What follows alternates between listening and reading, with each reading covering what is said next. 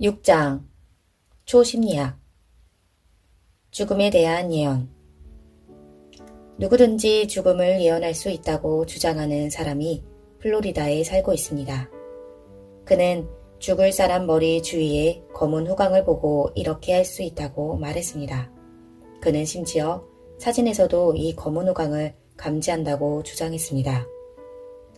토론토의 초심리학 연구소의 감독 베벌리 야노스는 사진을 이용해서 이 사람의 주장을 검사해 보았습니다. 일부 사진들은 살아있는 사람들의 것이었고 나머지 사진들은 이미 죽은 사람들의 것이었습니다. 모두가 다른 지방의 사람들의 사진이었고 시험받는 사람이 아는 사람은 한 명도 없었습니다. 결과는 우연의 가능성을 배제했다. 40개의 사진들이 사용되었습니다. 첫 번째 12개의 사진들에서 검사받는 사람이 100%를 맞췄습니다. 나머지 28개 중에서 그는 72%를 맞췄습니다. 그 검사의 결과는 전체적인 결과가 무작위 우연의 가능성을 훨씬 뛰어넘는다는 것이었습니다. 툴파, 티베트의 신비주의자들. 연구자들은 살아있는 존재가 실제로 인간의 마음의 힘에 의해 창조되고 있다고 말합니다. 이런 존재들은 툴파라고 불립니다. 전직 미국 육군 중령 토마스 비어드는 이 주제에 대한 책을 썼는데 그는 티베트에서 이렇게 한다고 진술했습니다. 비어드는 티베트의 신비주의자들이 놀라운 집중력을 가지고 있다고 말했습니다. 비어드는 또 오래된 과학학술지들이 이런 종류의 실험이 1917년에서 1918년경쯤에 파리 대학교에서 찰스 리츠 박사에 의해 행해졌다고 보고한다고 진술했습니다. 비어드는 이 테스트에서 고대 티베트 종교들을 연구하는 학생이었던 위스페 카리에르 부인이라는 사람이 성인 여성을 성공적으로 만들어냈다고 진술했습니다. 이것은 카리에르와는 별개로 숨을 쉬는 툴파였습니다. 외계적 존재들과의 대면. 내 앞에 환상적인 존재가 서 있습니다. 그는 금발과 황동구리색 피부를 가지고 있었고 작은 은색 점들이 있는 황금색 눈을 가지고 있었습니다. 그는 다듬어진 근육질에 완벽한 용모를 가지고 있었습니다. 이것은 아리조나주의 피닉스에 사는 36세의 주부가 한 말입니다. 그녀는 와이오밍 대학교의 상담과 검사 소장인 리오 스프링클 박사에 의해 최면이 걸린 채 과거로 거슬러 가고 있는 중이었습니다. 이 주부는 자신이 납치되었었던 지난 10년 동안에 대한 자세한 회상 장면들이 있었다고 주장했습니다. 그녀는 거대한 외계인들에 의해 납치되어 다른 행성의 지하 도시로 잡혀갔었는데 그녀가 풀려나서 지구로 돌려보내졌을 때 이 모든 것이 그녀의 의식적인 마음에서 지워졌었다고 주장했었습니다. 그 테스트 후에 스프링클 박사는 그 여자가 거대한 외계인들과 정말로 마주쳤던 것이 맞다고 진술했습니다. 환생. 할머니와 함께 마을 회의에 참석했을 때 꼬마 수니타 샬마는 단 2살 반이었습니다. 갑자기 그녀의 얼굴에서 미소가 사라졌고 그녀는 공포에 질린 채 지나가고 있는 한 여자를 가리켰습니다. 그녀가 외쳤습니다. 저 여자가 또 다시 나를 죽일 거예요. 그런 다음 그 여자아이는 자신의 할머니에게 그녀가 이전에 살았었는데 그녀의 전생에서 방금 지나갔었던 여자가 고용한 불량배에 의해 자신이 살해당했었다고 말했습니다. 4살 된 람 프라카시가 형과 함께 놀고 있었을 때 형이 그를 람이라고 불렀습니다. 그 사내 아이는 대답했습니다. 나는 람이 아니다. 나는 자인씨이다. 그 다음에 그는 계속해서 그가 자인씨라는 이름의 부유한 사역가였었는데 꼬마 람이 태어나기 10달 전에 죽었었다는 과거의 삶에 대해 말했습니다. 말타 샹커가 자신과 함께 살고 있는 가족들이 자신의 진짜 가족이 아니라고 주장했을 때 그녀는 단 2살이었습니다. 그녀는 그녀의 집에서 약 6.5km 떨어진 작은 마을에 사는 다른 가족을 자신이 속한 가족으로 묘사했습니다. 그녀는 다른 가족의 구성원으로서 물을 길러갔다가 우물에 빠져서 익사했었다고 말했습니다. 파스리카 박사에 의해 확인되다. 환생에 관한 이 세 개의 진술들은 모두 방갈로르에 있는 인도의 명문 국립정신건강과 신경과학연구소의 사완트 파스리카 박사에 의해 확인되었습니다. 파스리카 박사는 3명의 아이들 모두의 주장들을 완벽하게 조사했습니다. 인조 여성이라는 텔레비전 프로그램의 주연이었던 영화배우 린지 와그너는 1979년에 시카고에서 로스앤젤레스로 가는 비행기를 타기로 예정되어 있었습니다. 비행기에 오르기 직전에 그 여배우는 떨기 시작했고 끔찍한 순간을 경험했다고 말했습니다. 그녀와 함께 있었던 그녀의 어머니는 린지가 과거에도 심령적 현상들을 경험했었기 때문에 그것을 그 비행기를 타지 말라는 경고로 받아들였었다고 나중에 말했습니다. 그 두 사람은 거대한 DC-10이 이륙하는 것을 보았고 미국 항공 사상 최악의 공중 참사를 목격했습니다. 그 비행기는 잠시 공중에 있다가 추락했고 탑승객 272명 전원이 사망했습니다. 에롤 플린의 영 영화배우 이다 루피노와 에롤 플린은 친한 친구였고 심령적 사건들에 대해 자주 이야기했었습니다. 에롤 플린이 죽은 지 몇 달 후에 이다와 그녀의 남편 하워드 더프는 파티에 갔습니다. 갑자기 이다는 에롤 플린이 자기 옆에 있으면서 그녀의 어머니가 위험에 처해 있다고 말하는 것처럼 느껴진다고 말했습니다. 이다와 그녀의 남편은 급히 집으로 가서 때마쳐 전화를 받았는데 그녀의 어머니가 교통사고를 당했었다는 메시지를 받았습니다. 그녀의 어머니는 그날 밤 사망했습니다. 아서 스틸웰 브래드 스타이거는 미지의 힘이라는 제목의 자신의 책에서 보이지 않는 영적 존재들의 유령 같은 음성들이 인디애나의 한 시골 아이를 멕시코만에서 가장 붐비는 항만 도시들 중 하나의 아버지가 된 철도 거물로 만들기 위해서 어떻게 조언을 해주고 상황을 조종하도록 도와주었는지에 대한 이야기를 합니다. 이 사람은 아서 에드워드 스티웰이었는데 그가 15살 때 그 보이지 않는 영적 존재들을 처음 대면했습니다. 그는 이 첫 대면에서 그들이 그에게 그느비에브 우드라는 이름의 여자와 결혼하게 될 거라고 말했다고 진술합니다. 그 당시에 그는 그런 이름을 가진 사람을 아무도 알지 못했습니다. 4년 후 19번째 생일이 지나고 몇 달 후에 아서 스틸웰은 그느비에브 우드라는 이름의 여자와 결혼했습니다. 철도 거물 다음에 그들이 스틸웰 씨에게 이야기했을 때 그들은 그에게 서부로 가서 철로를 시작하라고 조언했습니다. 그는 능력도 없었고 돈도 없었기 때문에 이 일을 제기했습니다. 더군다나 그는 철로에 대해서는 아무것도 몰랐습니다. 그는 자신이 서부로 가는데 동의할 때까지 그 음성들이 자신을 내버려 두지 않았다고 말했습니다. 그는 캔사스시티로 가서 거기서 월 40달러씩 주는 직업을 구했습니다. 그가 26번째 생일을 맞았을 때쯤 그는 이미 첫 번째 철로를 시작했었습니다. 그가 이 부분의 사업을 마쳤을 때는 캔사스시티 남부철로, 캔사스시티 북부 연결철로, 캔사스시티 오마하와 동부철로, 캔사스시티 오마하와 동양철로, 피츠버그와 멕시코만철로, 그리고 포트 아서 선박용 운하를 건설했습니다. 그는 4,000km의 이중 선로철로를 놓았고 40개의 마을을 만들었습니다. 이 어마어마한 거대 기업은 25만 명도 넘게 고용했습니다. 그의 사업은 철로에서 피칸 농장, 은행, 토지 개발과 다른 사업들에까지 미쳤습니다. 그는 또 30개의 책을 써서 출판했는데 그 중에 19개는 소설이었습니다. 그가 건설한 가장 큰 도시는 텍사스의 포트 아서인데 그것은 비어있는 목장 토지를 개발한 것이었습니다. 그는 캔사스시티 남부철로 길을 통해 중서부 농부들과 목동들을 멕시코만의 배 사용자들에게 연결시켜 주었습니다. 영들의 조언 그가 철로를 만들기 시작했을 때 텍사스주의 갈베스톤이 철로가 끝나기로 되어 있는 목표 도시였습니다. 그는 철로가 시작된 지 하루 만에 그 보이지 않는 영들이 그의 방으로 와서 그 철로를 갈베스톤에서 끝내지 말라고 말했다고 진술했습니다. 그들은 만일 그가 거기서 끝내면 경제적으로 파탄할 것이라고 말했습니다. 이 영들이 스틸웰의 침실벽에 환상을 투영시킴으로써 스틸웰은 바다에서 거대한 파도가 나와서 덮치고 있는 물가의 도시를 보았습니다.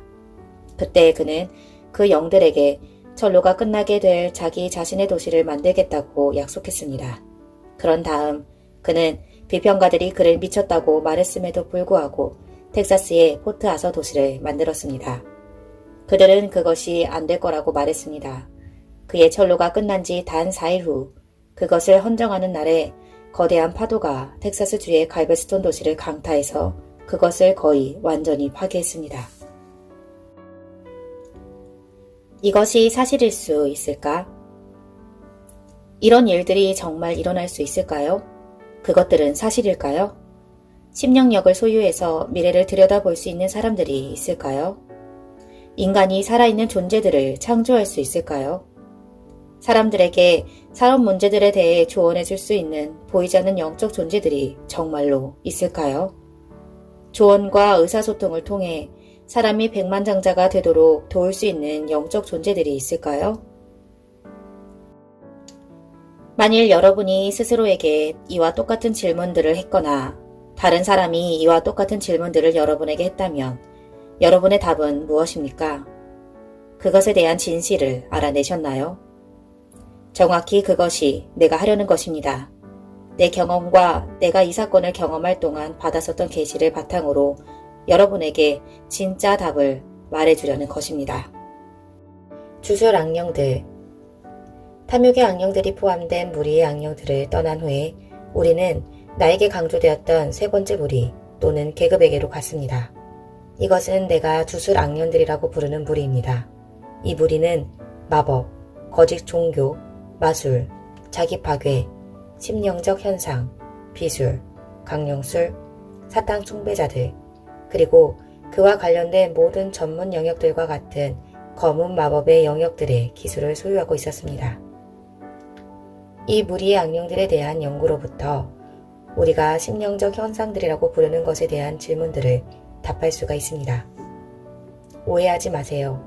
내가 보고했던 그 각각의 사례들에서 뭔가 범상치 않은 일이 일어나고 있었습니다. 그 각각의 사람들의 삶 속에 있었던 사건들은 실제였고 상상이 아니었습니다. 어떻게 그런 일들이 일어났는지 배워봅시다. 환생과 관련된 그 3명의 어린아이들 모두 그 분야의 전문가들에게서 검사를 받았습니다. 그 검사들은 무엇이든 거짓된 것을 드러낼 만한 사실들을 조사하고 분별하도록 설계되었습니다. 절대 오해하지 마세요. 그 3 아이들은 자기들이 했던 말을 정직하게 믿고 있었습니다. 같은 종류의 환생에 대한 기록이 수천 개나 더 있습니다. 환생이라고 알려진 그런 현상들은 인도에만 국한된 것이 아니라 여기 미국에서도 인정을 받고 있습니다. 그 각각의 사례들은 이 문제에 관한 진실을 알아내기 위해 삶을 바친 많은 과학 전문가들과 함께 전문가들에 의해 잘 기록이 되어 있습니다. 내가 보고했었던 3명의 아이들의 사례에서 전문가들은 그 아이들이 최면 상태에 있을 동안 끄집어낸 사실들이 그들이나 그들 가족들 누구에게도 전혀 알려질 가능성이 없었던 사실들이라고 진술했습니다. 그리고 그 검사에서 수집했던 정보를 더 조사해봤는데 그것이 사실로 증명되었습니다. 3번째 계급의 악령들은 그리스 신화에 나오는 형상들처럼 일부는 사람이고 일부는 동물처럼 보였습니다. 결정적인 증거. 이런 종류의 절차는 인도뿐만 아니라 미국에서도 전문가들이 연구하는 각각의 사례에서 실행됩니다. 진짜 과학자들에 의한 이런 과학적 조사들의 결과로서 많은 사람들이 환생이 실제라는 결론을 내렸습니다. 대다수가 세계에서 훌륭한 대학들에서 교육을 받았고 그중 많은 이들이 미국에서 교육을 받았던 이 박식한 사람들은 그들의 결론을 뒷받침하기 위한 수론의 증거를 축적했습니다. 각각의 사례에 있어서의 증거가 실제 사례의 과거 연구에서 나옵니다. 이 전문가들 중 많은 이들이 우리의 최고 의대에서 훈련받은 의사들입니다. 사실상 그들 대부분이 의학학위를 가지고 있습니다. 그렇습니다. 이 전문가들이 그들의 마음에 의심의 여지 없이 환생이 실제라고 증명했습니다. 그 결론에 대한 유일한 문제점은 환생이 실제가 아니라는 것입니다. 환생은 실제가 아니다. 이 빈틈없는 사람들이 속은 겁니다. 악령들이 솜씨가 좋아서 교묘하게 거짓말을 팔아넘긴 겁니다. 환생은 사람들을 혼동시키고 사탄의 진짜 부도덕성으로부터 관심을 돌리기 위해 사용된 사탄의 커다란 거짓말들 중에 하나일 뿐입니다. 이것은 강령술의 악령이 행하는 여러 역할들 중 주요한 역할입니다. 동방신비 종교들. 사탄은 세계에서 동방신비 종교들을 행하는 사람들에게 오래전에 환생을 소개했습니다. 그런 부분에 세계에 있는 사람들이 환생의 타당성에 대해 오랫동안 많은 전문가들을 납득시켜 왔습니다. 이 마지막 때에 환생이 전 세계로 나갔을 때 이미 많은 개심자들, 신자들, 지지자들이 있도록 만들기 위해서 사탄이 이것을 조종했습니다.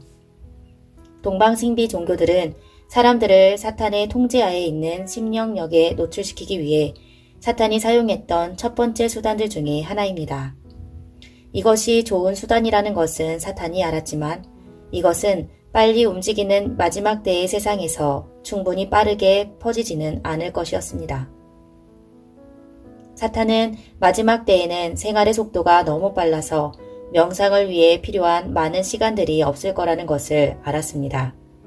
깊은 명상과 주문은 원래는 의식 변성 상태에 도달하기 위해 동방신비 종교에서 필요한 것이었습니다. 이 상태에서만 사탄이 가장 효과적으로 사람의 마음에 자신의 신령력을 사용할 수 있었습니다. 사탄은 우리가 살고 있는 빠른 속도의 시대에는 이 목적을 성취하기 위해서 더 빠른 수단들을 사용해야 한다는 것을 알았습니다. 그가 바로 그것을 해냈는데 그것도 아주 잘 해냈습니다. 환각성 마약 문화에 대해 생각해 보십시오. 환각성 마약들.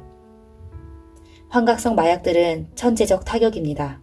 이 마약들은 명상이 몇 달에 걸쳐 할 수 있는 것을 잠시 만에 만들어낼 수 있습니다. 사탄이 그의 동방신비 종교들을 세계의 한 부분에서 시작했다가 이제 전 세계로 옮겨왔듯이 마약들에 대한 그의 전략도 마찬가지입니다. 환각성 마약 문화는 미국에서 시작해서 이제는 전 세계에 미쳤습니다. 최면. 명상, 환각성 마약들, 동방신비 종교들, 이런 것들이 사탄이 자신의 악마적 심령력을 가지고 사람의 마음으로 침투할 수 있도록 사람을 의식 변성 상태로 들어가게 하는 유일한 수단들은 아닙니다. 최면이 더 나은 수단들 중에 하나입니다. 심지어 일부 우리 교회 단체들도 일부 구성원들의 삶 속의 스트레스를 해소하는 것을 돕기 위해서라고 말하면서 최면을 사용하고 있습니다.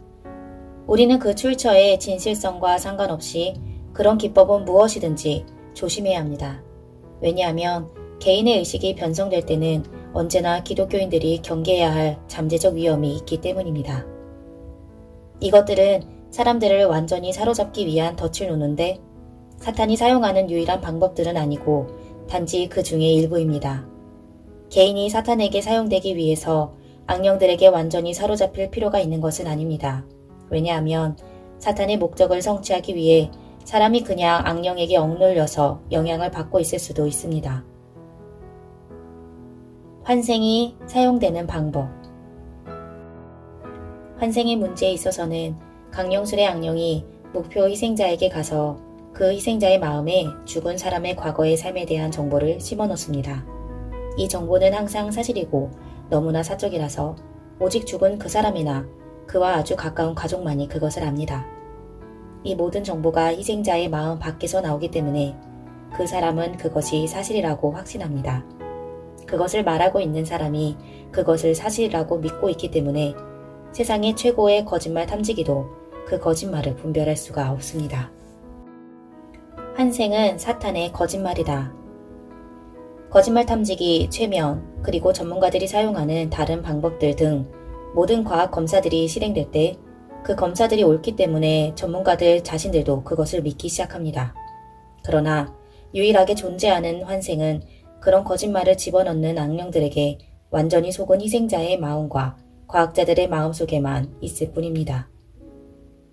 성경 자체가 환생의 정체를 거짓말이라고 폭로합니다.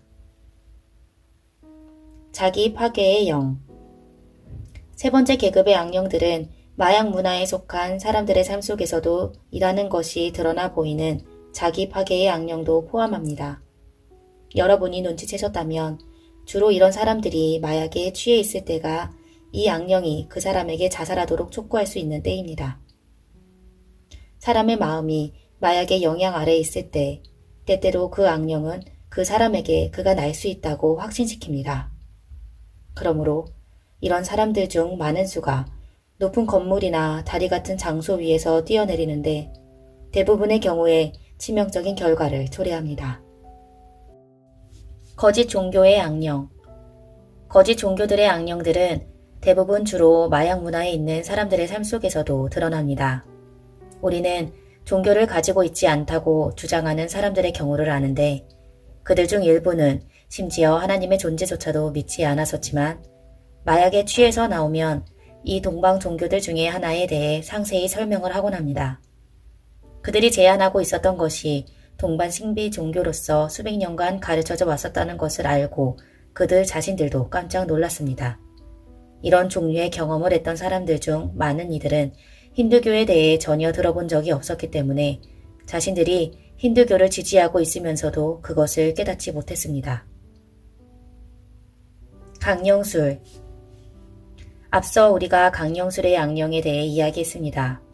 강령술은 사전에서 죽은 자들과 대화하는 행위라고 정의됩니다. 이것은 성경에서 강하게 금지하고 있습니다. 신명기 18장 10절에서 11절. 이 악령은 환생현상을 책임질 뿐만 아니라 영매에게 정보를 제공하는 데 사용되며 죽은 사람의 영들을 흉내내는 악령이기도 합니다. 그는 때때로는 자신을 유령이나 환영, 귀신들로 이 물리적 세상에 나타낼 수 있습니다. 유령. 유령에 관해서 말하자면 사람이 죽으면 그의 영은 자신이 이 삶에서 한 선택을 바탕으로 즉시 그를 위해 준비된 장소로 갑니다. 만일 그 사람이 구원받았고 하나님께 속해 있으면 그는 즉시 셋째 하늘로 가서 하나님께서 그를 다시 데리고 나오실 때까지 거기에 머물 것입니다. 육체적 죽음 후에 사람의 영은 이 물리적 세상과는 더 이상 접촉하지 않습니다. 죽음으로 자유해진 사람의 영은 이 세상에서 일어나는 일은 알지도 못합니다. 역대하 34장 28절, 욥기 14장 21절. 구원받지 않은 사람들은 지옥으로 가기 때문에 그들이 잠시 동안이라도 거기를 떠나는 것은 불가능합니다. 누가복음 16장 26절. 성경이 우리에게 이것을 말한다는 사실 외에도 나는 그 사실의 진실성에 대해 증언할 수 있습니다. 나에게 여러 악령들을 보여주기를 마친 후에 안내하는 천사들은 나를 한 곳으로 데려가서 성도들이 집으로 가는 것을 보도록 허용했습니다. 나는 성도들이 여행하고 있는 그 터널 밖에서 옆으로 따라가도록 허용되었습니다. 그들이 셋째 하늘의 입구들에 도착했을 때 나는 그들이 입장하는 것을 지켜보았습니다. 성도들이 들어가도록 허용된 후에 사람이 그 입구들로 들어가면 주 예수께서 첫째 부활 때 그들을 다시 데리고 나오실 때까지는 거기서 나올 수 없다고 천사들이 나에게 말해 주었습니다. 이것은 내 책 플라시보에서 자세히 다루었습니다. 유령들은 실제로는 악령들입니다. 죽음의 순간 이후로 사람의 영은 즉시 그를 위해 준비된 장소로 가는데 그 모든 유령 이야기들의 원인은 무엇일까요? 이런 위장 뒤에 있는 지휘자는 죽은 사람의 영을 흉내내는 능력을 가진 강령술의 악령입니다. 이 세상에서 보여지는 유일한 유령들은 죽은 사람을 흉내내는 그 악령들일 뿐입니다. 보여지는 것이 실제 영적 존재이기 때문에 이 악령들은 유령들로 나타나는데 너무나 능숙해서 수백 명의 소위 전문가들에게 유령들이 실제라고 확신시켰습니다. 그러나 죽은 사람의 영이라는 면에서는 그들은 실제가 아닙니다. 흥미로운 것은 유령이라는 단어 자체가 영이라는 뜻이라는 것입니다. 사탄은 수천 명의 사람들을 정복하기 위해 두려움의 영과 함께 일하는 이 똑같은 영 또는 악령을 사용했습니다. 얼마나 많은 사람들이 죽은 이들에 대한 병적인 두려움을 가지고 있는지 보십시오. 이런 것들에는 절대 관여하지 마십시오. 환생, 유령들, 마음이 만들어낸 살아있는 존재들, 조언을 해주는 음성들, 미지의 근원으로부터 받은 메시지들, 보이지 않는 힘에 의해 움직이는 물리적인 물체들, 사탄 숭배, 거짓 종교들, 마술, 온갖 주술들, 그리고 그와 관련된 다른 전문 분야들은 이 특정 무리의 악령들에 의해 조정됩니다. 이런 행위들 중 어떤 것이라도 성경이 강력하게 정죄하는 것을 볼 때 이런 문제들에 관한 그들의 힘의 지표를 볼 수가 있습니다. 신명기 18장 10절에서 12절. 성경은 하나님의 사람들이 어떤 형태로든지 점성술, 마술, 마법, 강령술, 주술 등에 참여하는 것을 절대로 금지하고 있습니다. 하나님의 사람들은 재미로라도 이런 일들에 조금도 관여하지 말라는 지시를 받았습니다. 수호령들. 이런 이교도적인 행위들을 정죄하는 성경 말씀들을 읽을 때 우리는 수호령이라는 용어를 보게 됩니다. 나는 우리가 많은 다른 성경 구절들에서 발견하는 수호령에 대해 설명을 하는 것이 현명하리라고 생각했습니다. 내가 아는 많은 사람들이 수호령이 무엇인지에 대해 잘못된 인상을 가지고 있습니다. 웹스터는 수호령을 친밀한 동료, 사람을 수종들고 섬기거나 보호하기 위해 주로 동물 안에 들어가 있는 동반자의 영이라고 정의합니다. 악령들을 다룰 때 각각의 과제에서 사령관 악령의 정체를 아는 것이 중요합니다. 사무엘상 28장 7절에서 14절의 성경 말씀에서 사울이 수호령을 가졌던 여인을 통해 사무엘과 대화하려고 했던 것을 봅니다. 구약에서 사용된 히브리어 단어가 그녀의 수호령의 정체를 확인해 줍니다. 사용된 단어가 오브인데 강령술사 또는 죽은 자와 대화하는 자를 뜻합니다. 이사야 19장 3절에서 수호령을 지칭하는 데 사용된 단어는 루악인데 그것은 단순히 영을 의미합니다. 그것이 사무엘상 28장 7절부터 14절에 적힌 것과 같은 종류의 영이었을 수도 있고 다른 종류의 영이었을 수도 있습니다. 그러나 사무엘상 28장 7절에서 14절에 적힌 영이 강령술의 영이 아닌 다른 영이었을 가능성은 전혀 없습니다. 수호령들은 다른 등급들이나 계급들에서 나올 수 있다. 그러므로 수호령이 단 하나의 종류의 영일 필요는 없다는 증거가 성경에서 나옵니다. 수호령은 모든 다른 등급들 또는 계급들의 악령들로부터 나올 수 있습니다. 수호령이라고 부르는 것에 대해서 우리가 대부분은 세 번째 계급의 강령술의 악령에 대해 다룰 것이라는 것은 사실입니다. 엔도르의 마녀처럼 오늘날의 대부분의 영매들은 죽은 사람에 대한 모든 정보를 전달하는 책임을 진 강령술의 악령이 수행하고 있습니다. 이사야 29장 4절은 강령술류의 수호령에 대해 언급합니다. 레위기 20장 6절과 27절, 사무엘상 28장 7절에서 14절, 역대하 10장 13절, 역대하 33장 6절, 이사야 29장 4절에 언급된 것들이 강령술의 수호령을 다루고 있지만 다른 무리에서 나온 영들을 의미할 수 있는 수호령들에 대한 다른 성경 구절들도 있습니다. 그중 일부가 열왕기하 21장 6절, 열왕기하 23장 24절, 욥기 19장 14절, 시편 41편 9절, 이사야 19장 3절에 있습니다. 내 경험에서 나온 모든 정보와 성경을 바탕으로 나는 수호령이 적절한 이름이 아니라 단순히 많은 다른 영들의 기능 하나에 대한 식별이라고 결론 지었습니다. 이 물리적 세상에서 수호령들이 관여하는 모든 경우의 95%는 강령술의 영이 거기에 관련된 수호령일 것이라는 것 또한 사실입니다. 사탄 숭배의 악령들, 락음악. 이 세상의 사탄 숭배자들을 통제하는 이 세 번째 계급의 무리의 악령들은 또한 음악산업, 특히 락음악의 영역에서 진척을 보이고 있습니다. 락음악이 사로잡힌 증거는 유명한 락밴드가 공연할 때마다 보여집니다.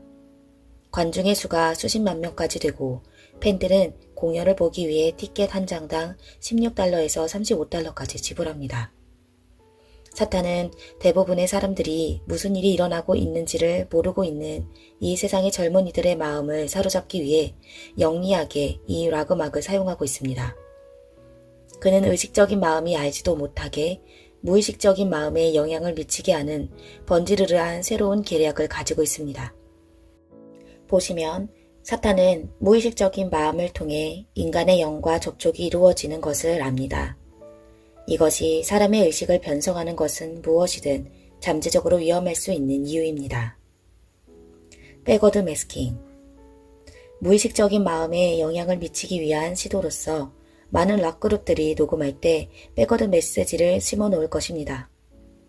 이 메시지들은 의식적인 마음으로는 식별이 안 되지만 무의식적인 마음에게는 이해되고 보관될 것입니다. 이것은 음반의 사탄적인 메시지의 가사를 거꾸로 녹음해 넣음으로써 성취됩니다. 음반을 정상적인 방식으로 틀 때 의식적인 마음은 백워드 메시지를 감지하지 못하지만 무의식적인 마음은 그것을 감지합니다. 음악 업계에서는 이것이 잠재의식 메시지라고 불리고 백워드 매스킹이라고 일컬어집니다. 이런 매스킹은 음반을 거꾸로 틀었을 때만 의식적 마음에게 분명해집니다. 물론 음반을 정상적인 방법으로 틀었을 때는 그 메시지가 의식적인 마음에 식별이 안 됩니다. 내가 말하는 것의 진실을 직접 증명해 보셔도 됩니다. 잠재의식 메시지가 들어있는 음반 하나를 가져다가 축음기를 중립으로 해놓고 손으로 음반을 거꾸로 돌려보세요. 그러면 그 메시지가 크고 분명할 것입니다.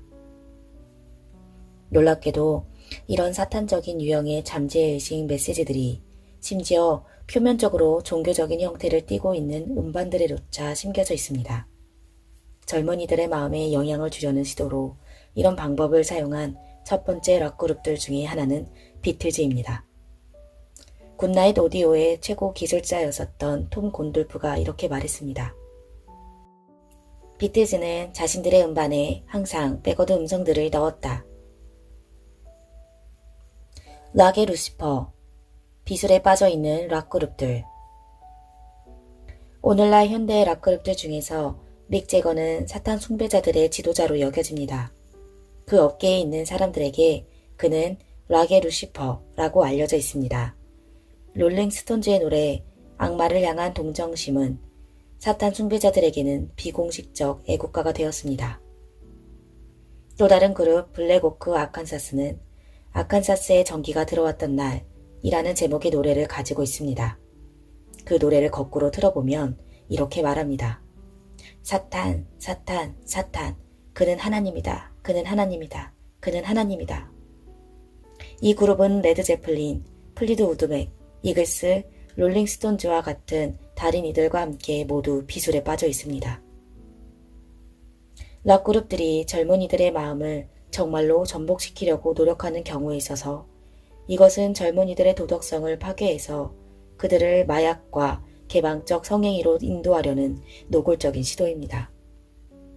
때때로 심지어 그룹의 이름조차 그 그룹의 동기를 나타내 주는데 예를 들면 AC-DC 라고 알려진 그룹입니다. AC-DC는 양성애를 표시하며 그 글자들 사이에 줄은 사탄적 S를 표시합니다. AC-DC는 지옥은 있기에 그다지 나쁜 장소가 아니야. 지옥으로 가는 고속도로, 지옥의 종들 이라는 제목의 노래들을 가지고 있습니다.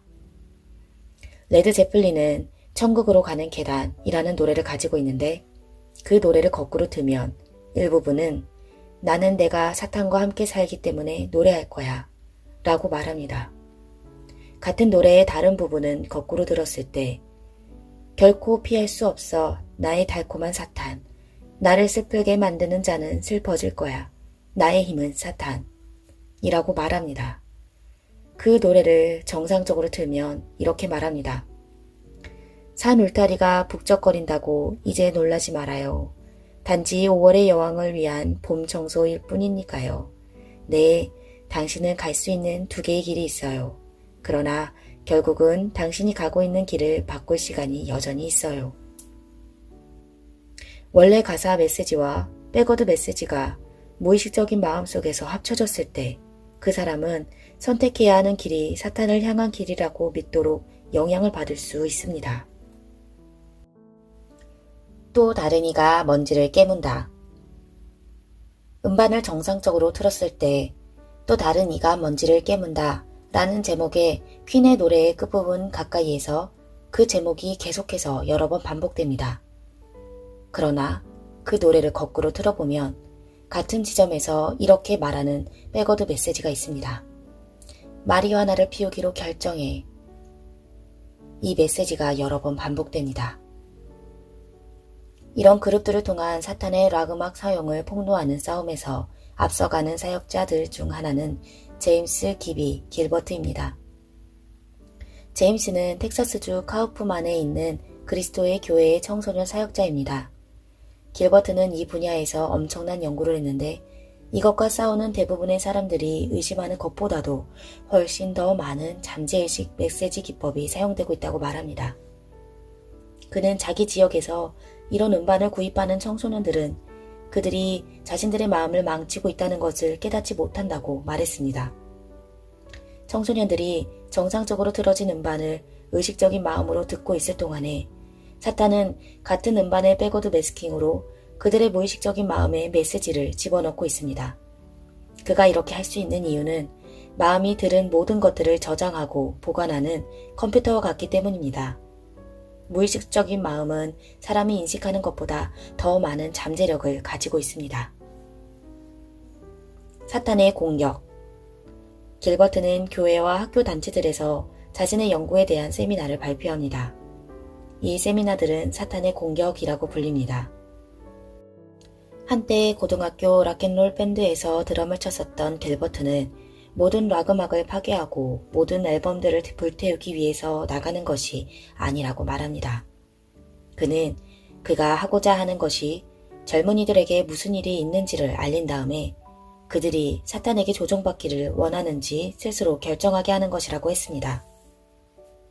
길버트는 부모들이 이 문제에서 청소년들을 도울 수 있기 전에 부모들 자신들의 일부 행동들을 청소해야 한다고 주장합니다. 엄마는 매일 보는 연속극을 좀 줄이고 아빠는 집에 틀어놓는 대중가요들을 더욱 현명하게 선택해야 한다고 말합니다. 다시 말하면 부모들에게 자신들의 삶이 젊은이들에게 전시하고 있는 잠재의식 메시지들을 살펴보라고 말하고 있는 것입니다. 하나님의 말씀이 유일한 방어이다. 개인적으로 나는 성경에서 사탄이 타락하기 전에 한때는 노래와 음악으로 하나님을 찬양하는 책임을 지고 있었다고 믿을 만한 충분한 표시를 발견했습니다. 나는 사탄의 음악 사용이 심지어 길버트가 생각하는 것보다 훨씬 더 널리 퍼져 있다고 믿습니다. 사탄은 그가 일하는 모든 영역에 있어서 사람의 눈의 감지를 훨씬 능가하는 관계들을 가진 능숙한 전문가입니다. 오직 하나님의 말씀의 진리에 대한 지식을 통해서만 우리가 그를 이기기를 기대할 수 있고 오직 하나님의 도우심으로만 매일 우리에게 설치해 놓는 그의 올무들을 우리가 피하기를 기대할 수 있습니다. 심지어 성도들조차도 사탄에게 정복당하지 않기 위해 매일 전투해야 한다면 이 세상 사람들은 어떤 상황에 처해 있겠습니까?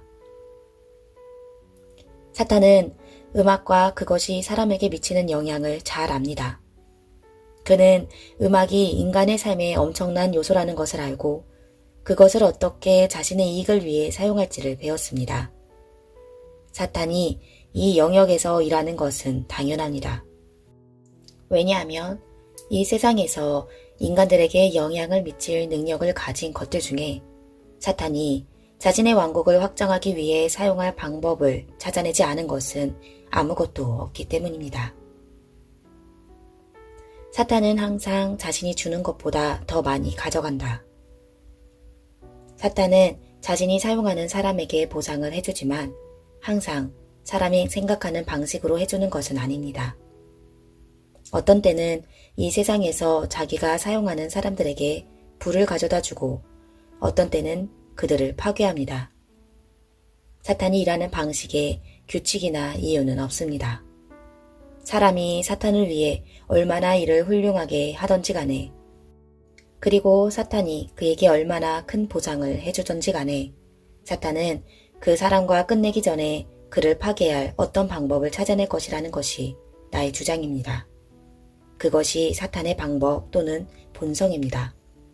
잠시 동안은 축복을 해주겠지만 그 사람의 삶이 끝나기 전에 사탄은 자신이 주었던 것보다 훨씬 더 많은 것을 빼앗아 갈 것입니다. 1982년 1월 11일 월요일에 뉴올리언스 신문인 타임즈 피카윤에 쿠르트 로더와 스티브 폰드가 쓴 기사가 실렸습니다. 이 기사에서 그 두 사람의 기자는 롤링스톤즈라고 알려진 락그룹의 최근 미국 순회 공연의 경제적 승리에 대해 보도했습니다. 이 기자들은 단 12주 동안 지속된 순회 공연 동안 그 그룹이 5천만 달러 이상을 벌었다고 보도했습니다.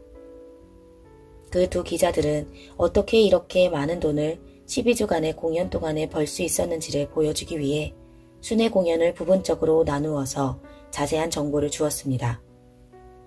티켓 판매만으로도 3,400만 달러였습니다. 롤링스톤즈의 신발, 티셔츠, 저지, 범퍼 스티커, 배지, 공연 프로그램 판매 같은 상품 부문에서 2천만 달러 이상을 벌었는데 그중 1,000만 달러가 그 그룹의 몫이었습니다. 돈번 목록에서 그 다음으로 나온 것은 그들의 음반 판매였는데 450만 달러 정도 되었습니다. 공연하는 동안 판매된 2개의 싱글 음반으로부터 나온 수입이 총 120만 달러에 달했습니다. 비디오 판매 부분에 있어서는 그들의 공연 실황이 총 500만 달러에 유선방송 회사들에게 재방송용으로 팔렸습니다. 후원 부문에서는 주요 향수 제조사인 조반 주식회사에서 약 400만 달러를 홍보용 기부금으로 지불했습니다. 기자들은 이 순회 공연에 의해 최종적으로 실현될 실제 금액이 보도된 5천만 달러를 훨씬 넘을 것이라고 진술했습니다. 로더와 폰드는 롤링스톤즈를 락 세계의 장기주자, 돈 버는 기계라고 일컬었습니다. KISS, 키스. 이런 주장에도 불구하고 가장 돈을 많이 버는 록밴드 중에 하나는 키스, 사탄을 섬기는 기사들의 약자라고 알려진 그룹입니다. 지난 1, 2년 동안 그들이 비교적 조용하긴 했지만 지금 그들은 사상 최대로 돈을 벌어줄 거라고 기대되는 새 앨범을 출시했습니다. 이 최신 음반은 엘더라고 불리는 키스 전설의 바탕을 둔 모든 신곡들이 들어있습니다. 엘더는 항상 인류를 보살피면서 항상 존재해왔다고 생각되어지는 그룹입니다. 이 앨범에서 이 음악 이야기는 어린 고아 소년을 악의 힘에 대항해서 전투하도록 훈련시키는 엘더의 이야기를 합니다. 이 앨범 전체는 레이저나 우주선을 제외하고는 스타워즈와 비슷한 테마를 가지고 있습니다. 기억하신다면 스타워즈에도 계속해서 싸우고 있는 신비스러운 선과 악의 힘이 있었습니다. 선과 악이 뒤바뀌다. 사탄은 자신의 명령을 따르는 자들에게조차도 자기 자신의 이름으로 오지 않습니다. 악과 싸운다는 생각은 그들이 영적으로 얼마나 죽어있던지 간에 항상 세상 사람들에게 호소력이 있어 왔습니다. 사탄은 악을 선하게 보이게 하고 선을 악하게 보이게 만드는 묘한 능력을 가지고 있습니다. 기독교인으로서 우리는 이 마지막 때에 이 세상 대다수가 선과 악에 대해 이런 뒤바뀐 인식을 가지게 될 것이라는 것을 알아야 합니다. 사탄 숭배의 중요한 도구였던 이 같은 락그룹들 중에 일부는 지금 자신들의 어둠의 행위들을 빛의 천사로 나타남으로써 가장하려고 하고 있습니다. 고린도후서 11장 14절에서 15절. 락그룹 키스가 시작되었을 때 그들의 기괴한 행동들은 사탄적인 본성을 묘사했습니다. 예를 들면 기타 연주자 진 시몬스가 뱀같이 혀를 날름거리고 가짜 피를 내뱉는 행동입니다. 모든 멤버들이 여전히 끔찍한 분장을 사용하고 여전히 무대 주위를 미치광이처럼 누빕니다. 아닙니다. 시간이 지나도 키스라고 알려진 그 락그룹은 변하지 않았습니다. 그들은 여전히 사탄을 섬기는 기사들이니까요. 2단. 세 번째 계급의 악령들은 거짓 종교들을 지배하는 자들이고 다른 악령들만큼이나 바쁩니다. 사탄의 마지막 때의 공격 계획에 있어서 그들이 관여하는 것은 우리나라의 많은 광신적 종교 집단들을 보면 분명해집니다. 이단이라는 단어가 기독교인 집단을 가리킬 때는 대부분의 사람들이 짐 존스 집단 자살 사건을 생각합니다. 웹스터는 이단을 비정통적이거나 허위로 간주되는 종교라고 정의합니다. 물론 우리는 허위가 거짓을 의미한다는 것을 압니다. 그러므로 이단은 잘못된 종교를 가르치는 모든 집단일 것입니다. 잘못된 종교를 가르치기 위해서 짐 존스처럼 해야 하는 것은 아닙니다. 사탄은 인류가 절망적으로 종교적이라는 것을 압니다. 그 신이 지극히 높으신 진짜 하나님이 아닌 한 사람이 어떤 신을 숭배하든지 사탄에게는 상관이 없습니다. 하나님을 숭배하는 것은 사람의 본성입니다. 성경은 그 진짜 하나님에 대해 우리에게 말해주고 성령께서는 예수님을 통해 우리에게 그분을 개인적으로 만들어 주십니다. 속았다. 사람이 진짜 하나님을 끈질기게 찾는 것을 멈추게 하기 위해서 사탄은 거짓 신을 줍니다.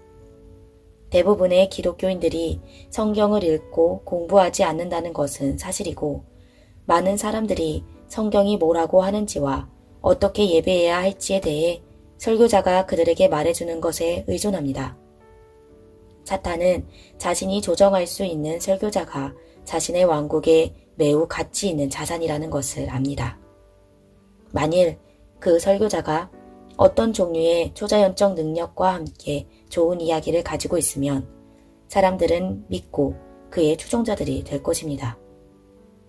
실제로는 그들이 하나님을 따르기를 추구하는 가운데 사탄을 따르고 있고 너무나 솜씨 좋게 속아서 그들은 자기들이 어디에서 덫에 걸렸는지를 보지 못합니다.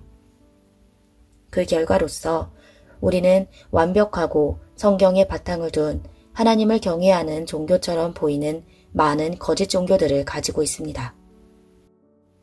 그러므로 우리는 이단들의 큰 분모가 지도자라는 것을 발견합니다. 이런 이단들의 지도자들은 엄청난 웅변적 설득력의 재능을 가지고 있습니다. 고린도후서 11장 15절.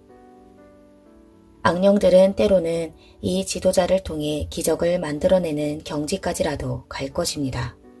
왜냐하면 그들이 그를 믿을만하게 유지해서 양떼를 확실히 책임지게 해야 하기 때문입니다. 무신론자들, 인본주의자들. 이 똑같은 악령들은 이단과 관련해서 정반대라고 부를 만한 것, 즉 무신론자도 책임을 지고 있습니다. 그들은 하나님이 없다고 주장하는 사람들을 수확하고 영향을 미칩니다. 오늘날 대부분의 무신론자들은 인본주의자들입니다. 인본주의는 그 자체가 종교입니다. 그러므로 종교적이지 않다고 주장하는 이 똑같은 무신론자들은 사실은 진짜 하나님의 존재를 부인함으로써 신을 숭배하고 있습니다. 그들은 자신의 신을 섬기면서 그것을 알지조차 못합니다. 그들의 신의 이름은 사탄입니다. 이단들은 어디에나 넘쳐납니다. 그들은 소위 교파적 교회들이라고 불리는 많은 곳들에 존재합니다. 그러므로 누구를 예배하고 무엇을 믿을지에 대해 성경이 말하는 것을 개인이 이해하는 것이 마땅합니다.